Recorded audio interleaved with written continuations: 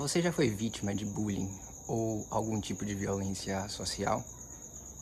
Quem já sabe o quanto é importante que a gente saiba lidar com essas coisas, com esses fatos.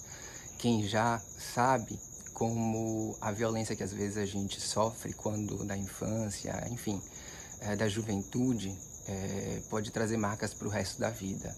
E tudo que eu vivi contribuiu nesse Hugo que eu sou hoje e fatalmente na forma como eu enxergo o mundo.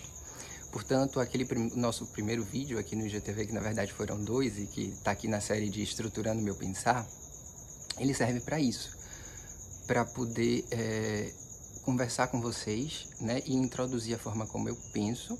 E agora, neste vídeo, eu estou dando continuidade à comunicação, a conversa que eu quero ter com vocês, né? E para vocês terem ideia de como esse processo sistêmico ele foi importante na minha vida. O meu primeiro livro, né, o Boris, Meu Amigo Gay, o subtítulo, Dicas, Conselhos e Reflexões que todos deveriam ouvir de um amigo gay, inclusive outro gay. Olha aqui, pretensão. Ele fala sobre a minha aceitação, o processo de aceitação da minha homossexualidade. E neste processo, tudo que eu vivi de violência, de bullying, obviamente que tudo sintetizado, né? Assim, as coisas mais marcantes e que ficaram, e que estão claras na minha cabeça até hoje. E que me moldaram de certa forma. A ideia é mostrar para o leitor, né, o que eu vivi, mostrar as dores que eu tive, para humanizar, mostrar ao leitor que ali poderia ser ele, poderia ser um filho, poderia ser um irmão, poderia ser um pai, qualquer pessoa, que aquela situação é uma situação de violência e que dói. E eu briguei comigo, né, depois que eu escrevi o livro que publiquei. Portanto, eu não permiti mais tiragens depois que ele esgotou da última vez. Por quê? Porque eu acabei, quando a gente amadurece, a gente vai percebendo as coisas, e eu me entendi um pouco egocêntrico, tá? Egocêntrico não no sentido de egoísta, mas de que eu podia ter, já que eu estava me propondo a humanizar, a abordar violência, preconceito, eu podia ter a postura que eu tenho hoje.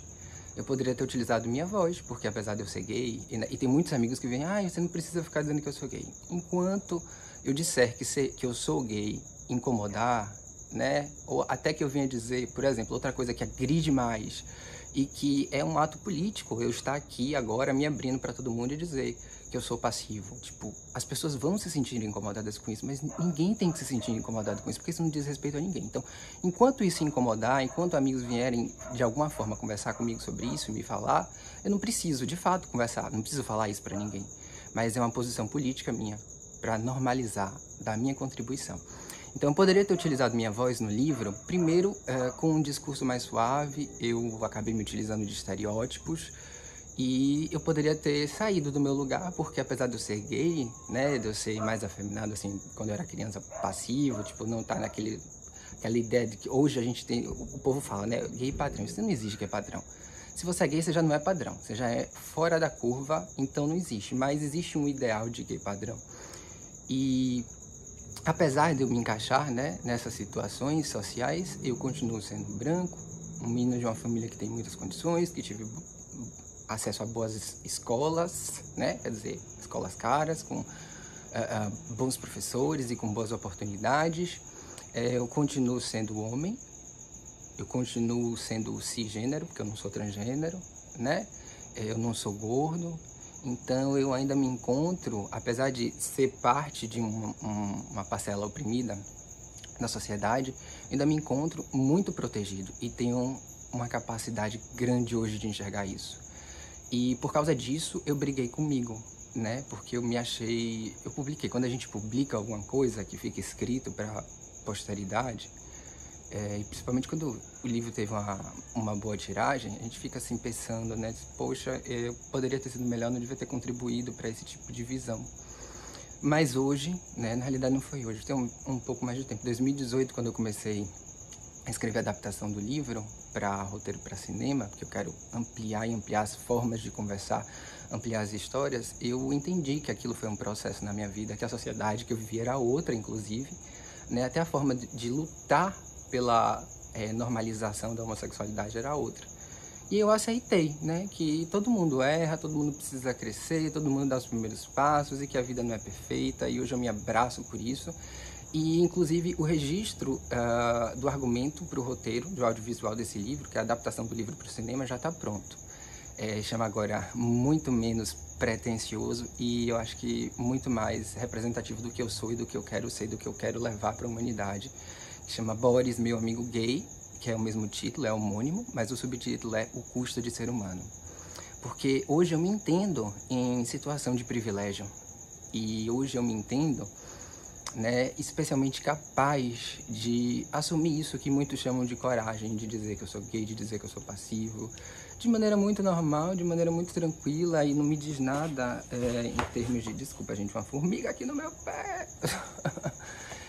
E não me diz nada, não me é problema, não me causa nenhum tipo de constrangimento, porque é quem eu sou e não tem problema, seja assim, é o que eu gosto. E quando eu era pequeno, eu vivi essas situações de violência, e foi essa estruturação sistêmica do meu pensamento que me salvou.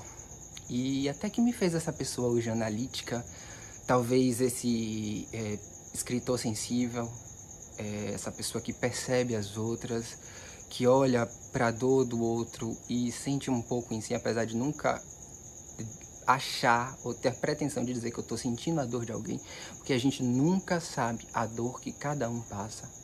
No máximo, eu me solidarizo, ou eu faço alguma ideia, ou eu calculo em mim uma repercussão negativa da dor de alguém, mas eu não posso nunca dizer o tamanho da dor de alguém, ou dizer que eu sinto como alguém sente, porque isso não existe, tá? A gente precisa respeitar os outros e a dor de cada um, a gente tem que ter isso bem claro. Empatia é isso, inclusive no você olhar e no você saber que o seu olhar empático é limitado e que cada um é único. Então, continuando, quando eu era segunda série, eu mudei para a terceira série num colégio novo. Até a segunda série, tipo, eu era o rei da escolinha, tipo, essa pessoa comunicativa que vocês veem, descontraído, brincalhão, né? Eu fazia rebelião no parquinho, tipo, fugia da sala de aula e conhecia todo mundo, e todo mundo tinha crescido comigo. E não tinha essa coisa de primeiro impacto, né? Primeiro encontro, e você conhecer e você ler com um preconceito a pessoa. E quando eu mudei para a terceira série, o que acontece? Na terceira série, na escola nova que eu fui visto e fui lido como gay. E eu não fazia ideia do que era ser gay. Eu não fazia ideia de nada disso, e começaram a surgir os ataques. O Guita Maravilha, ficava o Guita... tinha uma menina que cantava o Guita Maravilha, a alegria das crianças. Fazendo clara menção ao fato de eu ser gay, né? Coisas assim, engrossa a voz, fala como um homem. Eu não jogava futebol, eu nunca gostei de futebol, sabe? E eu não entendia o que estava acontecendo, mas era tudo tão violento. E eu me deparei com aquilo e, de repente, eu não sabia nem o que fazer com aquilo. Porque eu morria de medo de levar aquela situação problema da minha escola para minha casa e viver aquilo dentro de minha casa. Eu morria de medo de levar aquela situação da minha escola para os amigos do condomínio e viver aquilo no condomínio, que também tinham crescido comigo. Eu me sentia extremamente paralisado, a todo momento violentado, todo dia sofrendo ataques, sabe? Coisas horríveis de se falar. E eu não tinha ideia, na realidade, do que era ser gay. Eu não sabia por que eu falava fino, e na minha cabeça, quando a gente fala, a gente não ouve nossa voz como ela é. Porque quando a gente fala, a gente ouve a nossa voz e as vibrações intracranianas que ressonam no nosso ouvido. Quando a gente está falando, o crânio vai ressonando, né? Parte do som, e a nossa voz fica mais grossa. Então, para mim, a minha voz era grossa.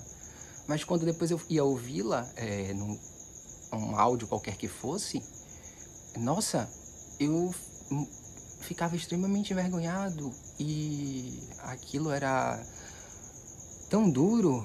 Eu me perguntava, será que eu vou ter que esperar meus pais morrerem eu comecei a entender, né, o que estava acontecendo. Eu sabia que eu me atraía por meninos e tal, mas não tinha ideia dessa dinâmica. Eu sabia que não era errado ser o que eu era. Eu não sabia nem o que eu era, na verdade. Ou enfim, essa coisa louca de você ter um menino de segunda para terceira série se deparando com essa realidade e brutalidade de mundo. E eu me perguntava, meu Deus, então é isso que tá errado. E eu não... Quando você vive o bullying, as pessoas lhe oprimem, e as outras que de repente não são tão fáceis de serem detectadas como os gays, os meninos que eram mais hominhos, não sofriam tanto, mas se calavam e até vinham junto e praticavam bullying. E aí você é tolhido até de enxergar o outro, né, como um igual, então você se enxerga diferente, você se enxerga aberração.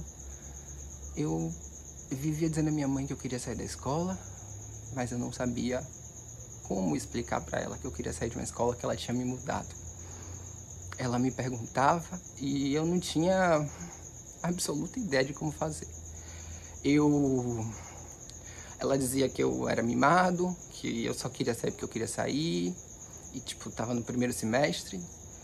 Eu cansei de pedir a meu pai é médico urologista. Eu cansei de pedir a meu pai hormônio masculino para poder engrossar minha voz. Eu cansei de rezar, pedindo para isso tudo passar. Eu tinha clara ideia de que a minha vida ia ter que ser fora daqui, do Brasil. E durante muito tempo isso foi tônico da minha vida. Eu cheguei a fazer 3 intercâmbios porque eu queria fugir. Eu cheguei a ter certeza de que eu só poderia ser feliz na minha vida o dia que meus pais morressem e longe de meu irmão, porque eu não queria que ninguém... Eu tinha vergonha.